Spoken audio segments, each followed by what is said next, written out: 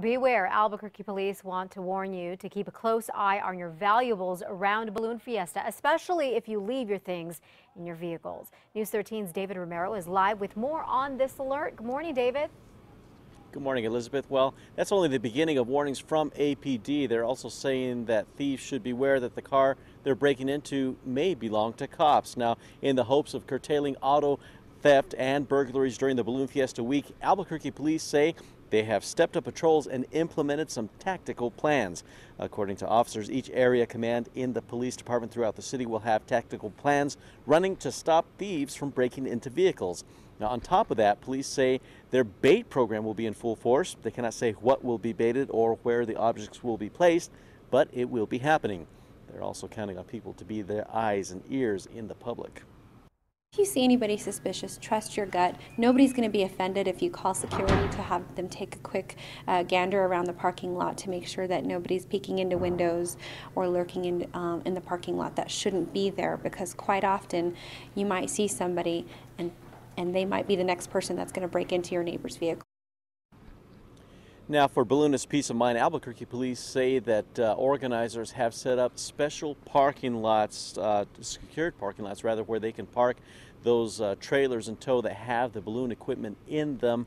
And this is something new this year, and of course that's a very valuable asset for them, because some of those balloons, envelopes and gondolas and everything involved can be as highly valued as to $25,000 and up. Elizabeth, back to you. Okay, David, thank you. And for your out-of-town guests who might be staying in hotels, police say it's also a good idea to park in well-lit areas at the hotels that they are staying at.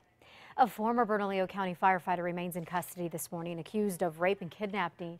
We are learning that this is not the first time that he has been accused of attacking women. Police say a 20-year-old woman told investigators Celso Montaño kidnapped her off of Central and raped her last month.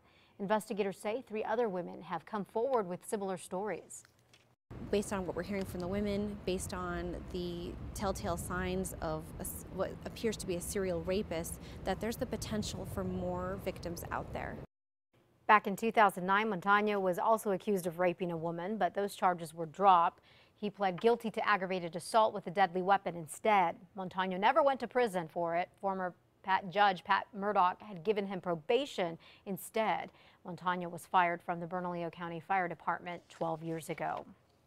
A man investigators say threatened to kill Governor Susana Martinez is set to be in court this morning.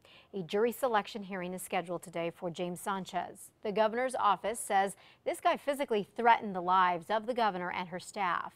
Now, during an arraignment last week, he pleaded not guilty to telephone harassment charges. Sanchez is currently in jail. An Albuquerque woman charged with stabbing her young son could be changing her plea today. Leisha Henderson pleaded not guilty back in February to attacking her 8-year-old son with a screwdriver. Now, police believe she was high on meth at the time.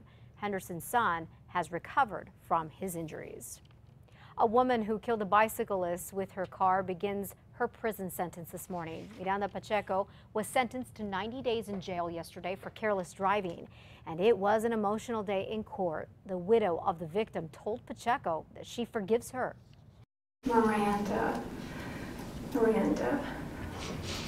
I forgive you. I really forgive you.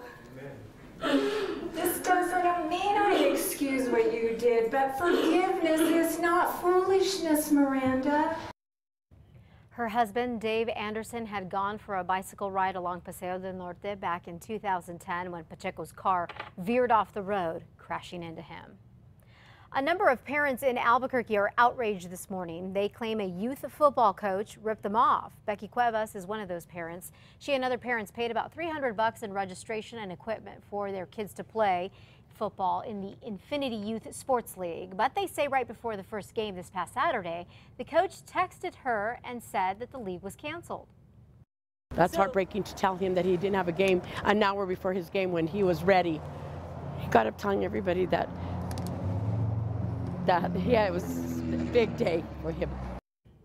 So here is what we have learned. We learned that the league was not canceled. It turns out that the Suns coach was trying to Or the coach's son. It was the coach's son that was trying to rip off parents. The coach eventually gave parents their money back, and kids are now getting to play on other teams.